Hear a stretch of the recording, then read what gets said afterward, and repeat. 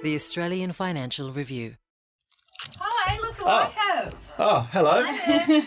Hi. Is Lap Fan. Yes, sort of met the other day. How are you? Yeah, good. Ahead of our episode this week, producer Lap Fan found one of Jill Dupleix's 16 cookbooks in his shelves at home. My wife says she grew up with your sticky date pudding with cardamom. Yes.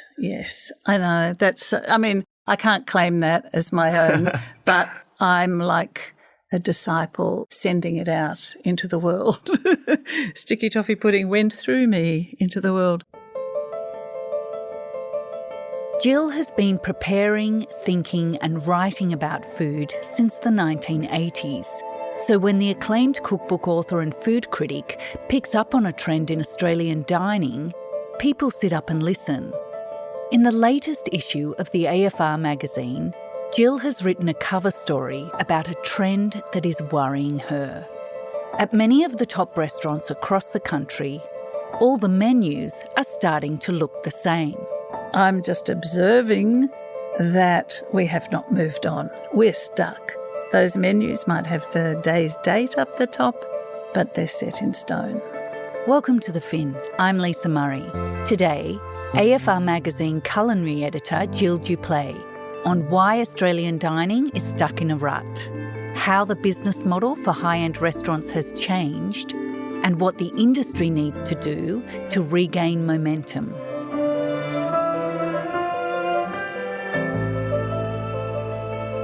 It's Thursday, June 29.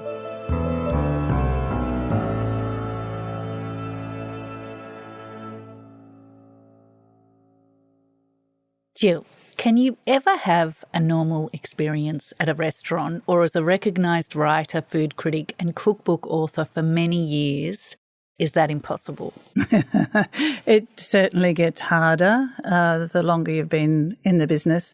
I mean, I know that behind that door in the kitchen, there are photos of the major restaurant critics up on the notice board, and the staff get sort of drilled into what their favourite aperitif is. I had to change my aperitif because it was written up there that I always order a Campari and soda.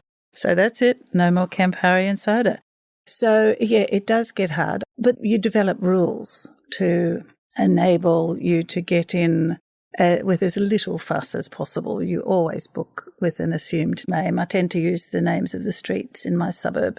So I might be Victoria Chalice, or I might be Eva Ward, Mary Turnbull or something. And if I turn up with my husband, who happens to be the chief restaurant critic of the Sydney Morning Herald, Terry Durack, then I will go in first separately, no eye contact, generally get a pretty poor table, and then he turns up 3 minutes later, comes to the table. There's always something that happens that alerts you that you are known in a restaurant. But when I'm aware, and sometimes we're with other people or there's a member of staff there, I let Terry know by working the word Sealy Posturpedic into the sentence, which isn't always easy, as you can imagine. But he knows by that we are sprung. Ah, I see. You'd have to say, though, there's not a lot they can change at that point. Mm-hmm. They can't go out and buy a better steak. They can't go and get better wood for the fire grill, whatever. They can't suddenly change the training of their staff. So experience then tells you, be aware that they're aware, but just try to have the experience that a normal diner would have. So, Jill, tell us how you came to be in this position, how your cookbook has shaped the lives of Lap and his wife. What was your relationship with food growing up? I was super lucky. Born on a sheep farm in the Western District of Victoria. There was just good food. I just took it for granted. I had no idea that people lived without roast lamb on Sunday from your own sheep and junkets made with the milk from Dad milking the cow every morning and eggs from the chooks and Mum growing sweet corn, and it was just me on my pony getting the top plums off the trees in the orchard. I mean, it wasn't a huge property or anything, but my parents were both very food conscious and self-sufficient. So It was a sheep farm, so I didn't actually have a steak till I was probably 16 or so. Lamb chops, yes, still my comfort food, always will be. But a steak, no. And restaurants did not feature heavily in that life, 20k from the nearest town. But I just thought good food was a naturally occurring thing and didn't realise how lucky I was. Mm. And was there a memorable moment, dish, dining experience where you knew this is what you wanted to be doing? So having had that really good grounding and knowing what a good tomato tastes like, knowing how to cook a sticky toffee pudding, I didn't know anything about dining out, and so I was fascinated by it. And as soon as I got a salary, and I was a sort of a junior copywriter in an advertising agency like Ogilvy and Mather in Melbourne, I would go out for lunch on my own, because no one else would, and try all these restaurants that I read about. I couldn't afford much, so I'd go to one place in Toorak Road and just order 6 oysters and have that for lunch. But what I was really having was the experience and just soaking it in. People did think I was a bit strange after a while because they'd see me over there on my own and I'd make notes and I'd sort of pretend to be a journalist. But I wanted to learn about it, and I came alive inside a restaurant. So, Jill, the reason I asked you on the podcast was to talk about something that's been bugging you, and it's bugging you enough that you wrote a lovely feature, an important feature for the AFR Magazine this month, and it's how menus at Australian restaurants are all starting to look the same. Before we get into the reasons why, talk us through the peaks and troughs of Australian dining. So many. It's been a fantastic journey, let's say, from the 80s on. So for me, the real heights of Australian dining started when we moved away from the codified French dining, and until that time, we did not know any chefs. They were usually fat white men in the kitchen behind the swinging doors. In the 80s, and it was my generation, they were young, generally self-taught, ambitious, and determined to sort of express themselves. And so I guess that was the birth of our modern celebrity chef culture. But I don't think of them as celebrities. I think of them as chefs. They changed how we ate in Australia. So that to me was a great highlight. People like Neil Perry. Whether it be the great Aussie barbecue with lots of meat or wonderful seafood, Asian sort of style barbecue, that it's just a great way to cook. It's so Australian, it's part of the Australian psyche and culture, and it delivers a great deal of freshness and spontaneity. And in Melbourne, Stephanie Alexander. Well, from the tuna catch to the kitchen, and a household name around the country. If you like to cook, then I think there's probably a very good chance that you have a copy of Stephanie Alexander's The Cook's Companion in your kitchen cupboard. After all, it did sell around 500,000 copies. Just a very strong woman and a great chef opening her own restaurant and doing things her way. Gay and Tony Bilson at Barara Waters. Bone marrow played its part in the 1993 body banquet we created for the 7th Symposium of Australian Gastronomy at the National Gallery in Canberra. Again, just threw out the rule book and did things their own way. For the third course, bone, we wrapped some of the poached bones with gold leaf and served fat slices of brioche loaves separately. They took risks. They were, in hindsight, very brave. But there were, again, probably of their generation, people who recognised what they were doing and supported them, which is so important in the give and take of Australian hospitality. So those were the peaks and the troughs? Oh, those sticky, reduced demi-glace jus of the 80s where your lips would smack all night. Oh. Then as we moved on through the decades, there was a lot of that squirty mayo dude food stuff still hanging around a bit now. And I hope people really don't think that is what cuisine is all about. The science experiment era of Ferran Adrià and El Bulli, and that came out here. And each of these waves had good outcomes because they had momentum and they moved us forward. A lot of it was just plain crap with nothing to do with taking beautiful produce and elevating it into something more beautiful. There was that moment when hanging crisp strips of glazed bacon on a miniature clothesline in front of you on the table seemed like a good idea. Again, there is momentum there, isn't there? So we're moving forward, we're learning things, we're trying new things, we're rejecting some of them. But now it seems to be much more conformist. So the peaks and troughs have stabilised and the menus all look the same. What are some of those ubiquitous dishes that you have been writing about? Well, I'm talking here about those sort of mid-premium restaurants and the high-end dining.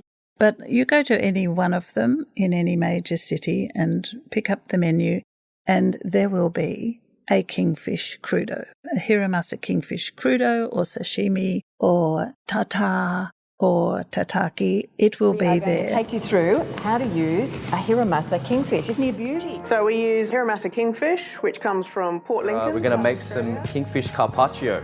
So it's a pretty simple dish to do. Today we're going to cook a beautiful kingfish ceviche with... I reckon you, me, back deck, Queensland sunshine, bit of kingfish sashimi. Let's do it. I'm so excited. A lot of it comes back to the availability and consistency of the produce. So both major states in Australia have fantastic duck producers at the moment. So you will find dry-aged roast duck on almost every single high-end menu. Burrata. I don't know if you remember the first time you stuck your fork into a burrata and went, it's this lovely little white, snowy white purse of fresh cheese, like a mozzarella, and you put your fork into it and out spills creaminess. And you go, this is a miracle. But again, it's been years now, burrata, we're on to you. You spill that cream every single time. So I'm talking here from the point of view of someone who eats out a lot, but I'm not talking from the point of view of being a jaded person, because I'm an enthusiastic, passionate lover of dining out. So I'm just observing that we have not moved on. We're stuck.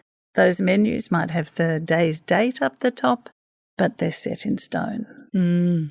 So, Jill, why is this happening? This is happening, of course, because the hospitality industry is having a hard time over the last few years, the lockdown years, the lasagna years, as I think of them. As the hospitality industry tries to pull itself through the pandemic, venues across the city are facing a new problem: staff shortages. Our hospitality sector is facing a shortage of 200,000 workers just as we head into the summer peak. At least one business has resorted to using robots, and management say they're staying on.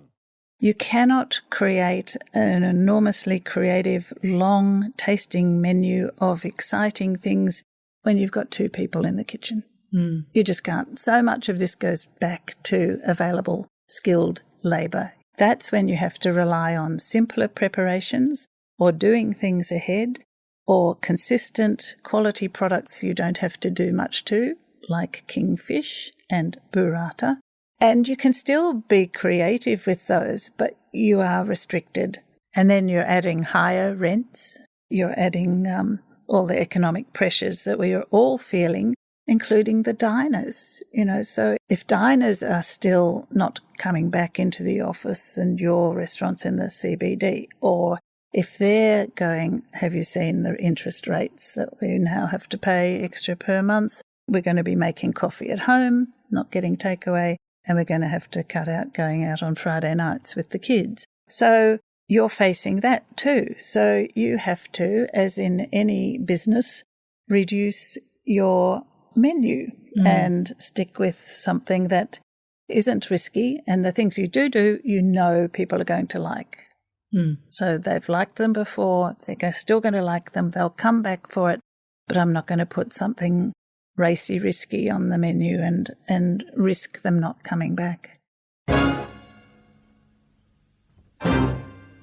I have a terrible feeling that the real problem might be, heaven forbid, us, the diners who keep ordering the burrata and the kingfish.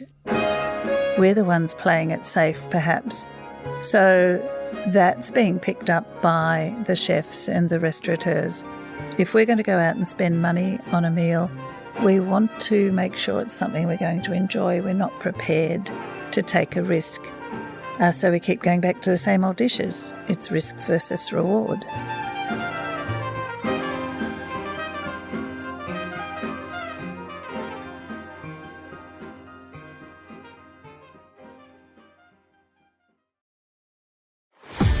Hi, I'm Eddie Maguire. This is Brownlow medalist, Premiership superstar Jimmy Bartell, also a board member of GWS. Isn't it a conflict of interest? Conflicts of everywhere, and I think you and I might have a few conflicts if you keep going that way. Make sure you join us every Monday because we will talk about all the big issues that you want to hear about the fans. And we want you to get involved as well. It's Eddie and Jimmy on the podcast. Richard is our producer. Richard, how do you find us, mate? Subscribe to Eddie and Jimmy wherever you get your podcasts. The podcast is sponsored by Ladbrokes. What are you really gambling with? Gas isn't just a transition fuel. It's a fuel in transition. Biomethane and green hydrogen using renewable electricity are just two types of renewable gas being demonstrated and produced around Australia, helping create safe and reliable energy options for homes, businesses and industry.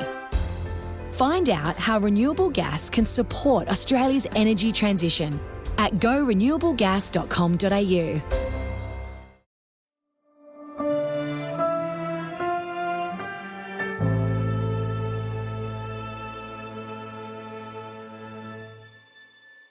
Jill, as you just said, consumers, as in the diners, we're tending to choose the safe and familiar over the unknown. And this is stifling creativity. Why do you think we're doing that? Apart from the economic pressures, there is a sort of a thing happening across society, across culture, that is almost about entering the age of algorithms. You know, if you listen to some music on Spotify, they'll take note of that, and your next playlist will have that music on it. You've got to be so careful. And so it's the same with Instagram. And it's just this regurgitation of what is popular and what is going to get the likes being fed back to us. So it's not just what we're listening to, it's what we're eating, it's what we're drinking, it's what we're wearing. That's very, very linked with influencers and Instagram. And so there's an idea I came across that's being put together by Alex Murrell, who's the strategy director at UK brand agency Epoch. He says we're entering the age of average, where everything from architecture to movie posters is just flatlining and becoming almost identical because we're taking the most popular. It's not the lowest common denominator, it's the most popular. These algorithms are deciding our future for us based on our past. And so our choices are getting narrower instead of broader. We think we're doing the right thing, trying all these new things, but instead they're sort of corralling us a bit. Jill, you touched on the economic pressures that are forcing restaurants to play it safe, and it's fair to say that the business model for the restaurant has changed. Often now, successful restaurants, particularly in Sydney where I live, they're based around concepts rather than chefs that you talked about from the 1980s. How has that affected what's on our menus? I think that's a very clear indication of what's happening. There's a lot of new openings at the moment, which is great. They do tend to be either thinly disguised steakhouses, if you look beyond the name and look at what they're really doing, or thinly disguised French bistros. So two very, very common and popular sort of themes, if you like. But a lot of that has to do, I think, with the change of ownership of restaurants. So a long time ago, a restaurateur would run a restaurant and hire a chef. And then, as we've talked about, the chefs sort of took over and became owner chefs and became autonomous. and were able to express themselves. Now we're seeing the ownership of many restaurants, they're forming into groups. Mm-hmm. So we've got two things happening. The groups of restaurants that are forming, and that's the same as in any industry, why you would do that, to amortise costs, to enable growth, etc. And then those groups often work hand in hand with property developers. So you'll have some very big owners of the groups, or you'll have groups working in collaboration with property developers to move into some hot new real estate and enhance that real estate. So they're not going to go in there and put something too funky on the menu. There's a very clear brief as to what they're there to do, to bring hospitality and warmth and welcome and invitation and booze and wonderful space to this building of offices or residences. And then those groups can then go up the economic ladder and be owned by equity groups like Quadrant Private Equities, Urban Purveyor Group, which is now the Hunter Street Hospitality brand. Neil Perry is our guest. The award-winning chef has just announced a merger of his famed Rockpool Group with the restaurant conglomerate Urban Purveyor, and that will put him in charge of 47 venues. They bought the Rockpool Dining Group for a reported $77 million. Are our great chefs leaving the kitchen to become business people? Well, it happens. I mean, you know, if you use the sports analogy, you know, you sort of, if you're a great player, you play for a while. I mean, in the old days, you used to become captain coach if you were really great, and then you become a coach, and finally become a manager. And really, as manager, the Lucas Restaurant Group in Melbourne, they have clearly moved into a couple of really key properties run by the Dexus Property Group, with Society and the modern izakaya Yakemono. That's huge real estate. And they certainly are taking risks within that. But when you take that down to the street that you pass on your drive home, and there's a little block going up of 30 flats, and there's that space for the restaurant underneath, they're not going to rock the boat too much for that. It's going to be Hiramasa Kingfish all the way. And I wonder, is this happening across the board in Australian dining, or are you seeing beneath that mid to high-end dining experience, are you seeing smaller laneway restaurants, food trucks, less expensive restaurants? Are they being more creative, taking more risks? Of course they are, because they have so much less to lose. They're not paying 20 people a salary every week. They're probably got the bank of mum and dad involved, and they are doing what they want to do because I think they don't want to be bored. They want to express themselves as well. I love it when I walk into a restaurant and I can really feel that buzz in the air of people doing something new, doing something exciting. For instance, there's a little laneway restaurant in Melbourne called Serai, where Ross Magnay and his partner just do everything on wood fire grill and hearth, so much so that if the electricity goes out, which it often does, and the air vents go off, the entire restaurant fills with smoke, and all the staff are out there with towels flapping to get the smoke out before the fire brigade arrive. But what he's doing is bringing his Filipino flavours from his heritage through to this place, reworking it in such a way that the Filipino families who go there on the weekend recognise it, but I will too, and I would just recognise it as great food, exciting food, done by that next generation of Asian Australian chef. And I think that's going to be a great part of our future as a dining destination, if you like, that we own that. He hasn't paid $3 million for the fit out. They took out the columns themselves and painted and did all that. So he hasn't got that much to lose, but he's turned it into something unique. And I find that super exciting. So at the high end where you do have more to lose, where you do have the very expensive fit outs, who's bucking the trend? That's an interesting question because it makes me realise that there are different ways of being creative. So, for instance, Josh Nyland, the chef at St. Peter here in Sydney, and Peter Men in North Sydney, and Fish Butchery, is doing something revolutionary with fish. He's just completely reframing it by aging it and cooking it as if it were meat, as if it were red meat or pork or chicken. And so you get fish prosciutto and you get fish ribeye. And so that's not something that's just been done to put on a plate and create something for Instagram. That goes way back to him wanting to change the entire industry and how the fish are caught and how they're processed and how they're used, bought whole and bought wild and processed by the chef. It's also really clever in terms of running a business because he's aging fish, so he's taking out one of the major problems of running a fish restaurant, which is fresh today, not fresh tomorrow.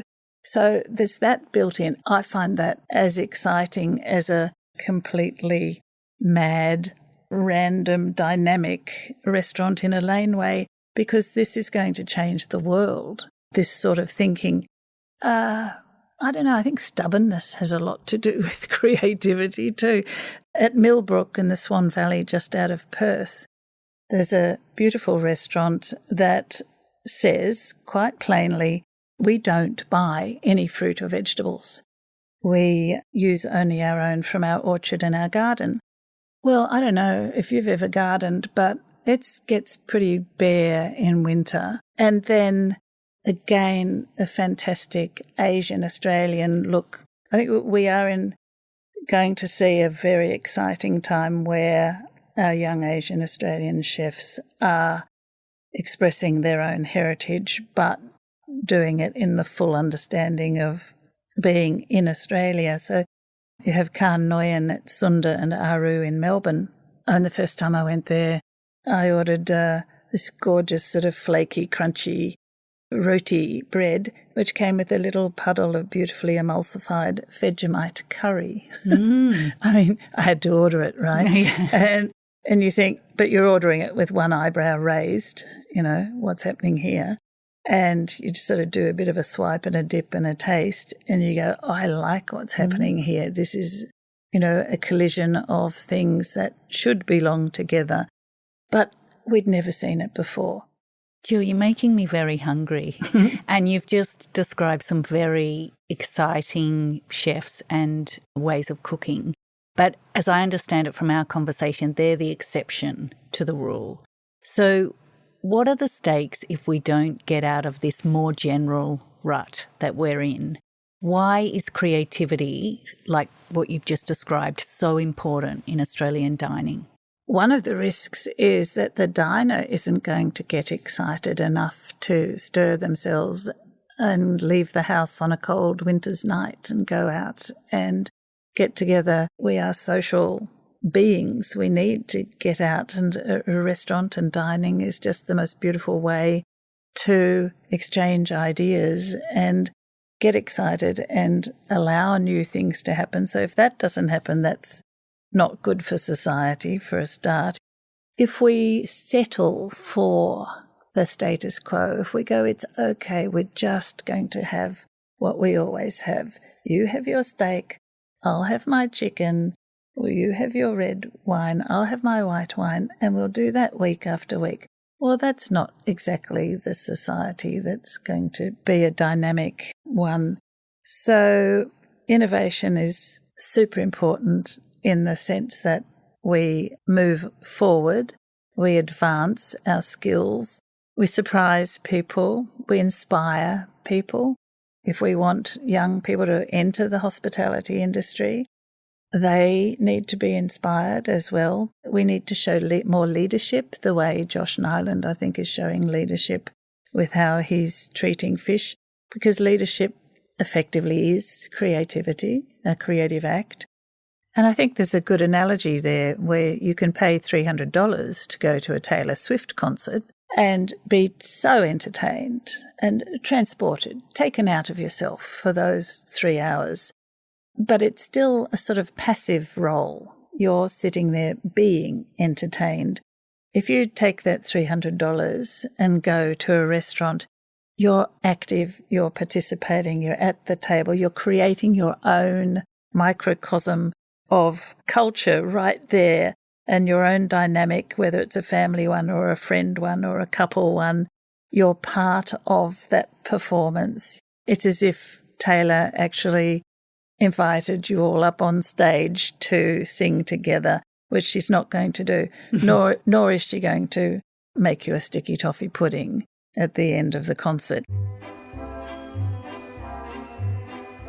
So that magic that I feel when I walk into a restaurant, and I will always feel that, I think that's so important to our economy, to our culture, to the health of our restaurant industry. And it does get back to them and their own self-respect and their own getting up in the morning and wanting to do something that is going to inspire themselves and inspire us. As Alex Morel says, if you want a memorable brand, and yes, restaurants are brands as much as anything else, you have to have that innovation and that momentum. You have to keep doing new things, because being safe could actually be the greatest risk of all.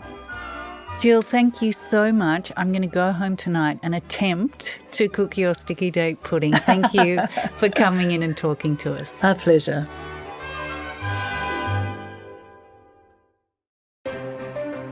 Gas isn't just a transition fuel, it's a fuel in transition. Biomethane and green hydrogen using renewable electricity are just two types of renewable gas being demonstrated and produced around Australia, helping create safe and reliable energy options for homes, businesses and industry. Find out how renewable gas can support Australia's energy transition at gorenewablegas.com.au. Be confident that your child is safe, secure and comfortable with a Britax Safe and Sound Be First Click-Tight car seat. For 0 to 4 years, it's fast, easy and secure. The Safe and Sound Be First Click-Tight car seat from Britax.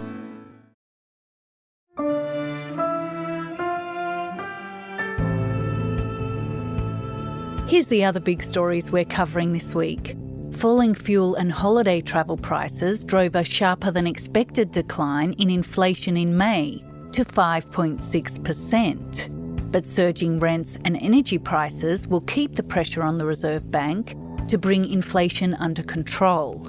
The central bank's board meets next week.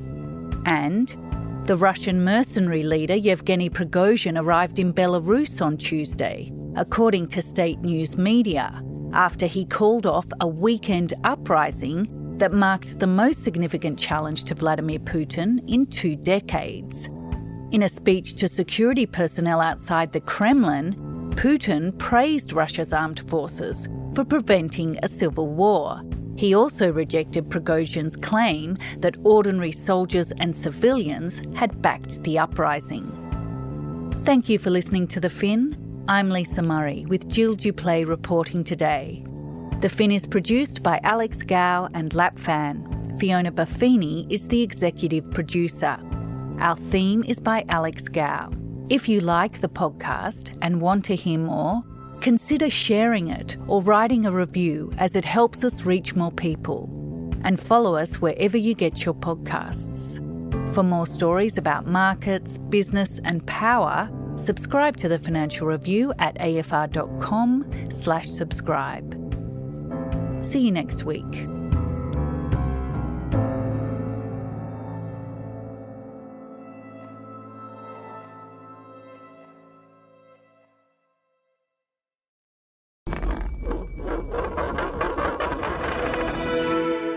The Australian Financial Review.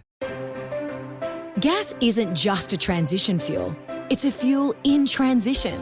Biomethane and green hydrogen using renewable electricity are just two types of renewable gas being demonstrated and produced around Australia, helping create safe and reliable energy options for homes, businesses and industry. Find out how renewable gas can support Australia's energy transition at gorenewablegas.com.au. The safe and sound Be-Grow Click-Tight car seat from Britax grows with your child from 6 months up to 8 years with advanced side impact cushion technology and installation that's fast, easy and secure. The Be-Grow Click-Tight car seat, britax.com.au. Amid the chaos of conflict or disaster, something powerful is at work. Something you don't often hear in the headlines, but it's there day after day, month after month, and even years after the daily news has passed. It's Red Cross people helping people. You can be one of the helpers too, because it's your generosity that puts Red Cross teams on the ground, ready to help with practical assistance and comforting words of hope wherever it's needed most. Search Red Cross to donate today.